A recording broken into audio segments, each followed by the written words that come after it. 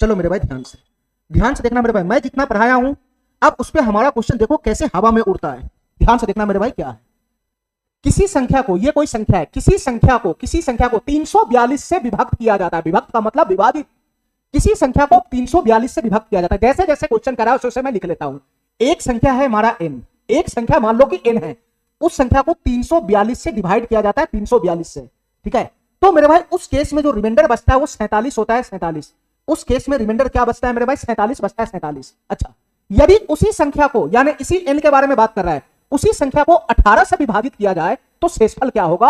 इसी संख्या को 18 से डिवाइड किया जाए तो शेषफल क्या होगा? अब मेरे भाई ध्यान से सुनना, संख्या हमारा वही है n, और इसको 18 से डिवाइड करने पे हमसे रिमाइंडर पूछ रहा है क्या होगा। अब हमको ये बताओ मेरे भाई, संख्या तो हमारा दोनों जगह सेम ही है, संख्या यहां भी n है, यहां भी n है, ठीक है, और यहां डिवाइड हो रहा है 342 से, और यहां उसी संख्या को डिवाइड करा है 18 से। अगर मेरे भाई हमको ये पता चल जाए कि अगर ये 18 342 का फैक्टर हो गया, अगर ये 18 342 का फैक्टर हो गया, तो सीधा सीधा मैं 47 में 18 से भाग लगा के रिमाइंडर निकाल लूंगा। ठीक है, तो तुम ये पता लगाओ मेरे भाई, क्या 18 342 का फैक्टर है? क्या 342 को 18 काटता है? तो सर 18 इकाई 18, 16 162, 18 नमा 162। सर 342 को ये 18 उड़ा देता है, काट देता है। तो तुम बताओ मेरे भाई, ये जो 18 है वो 342 का फैक्टर हुआ।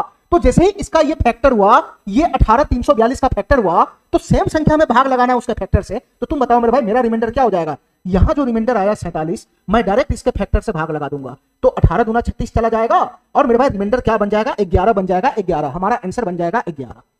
ठीक है मेरे भाई, इतना बात समझ में आया? अगर तुमको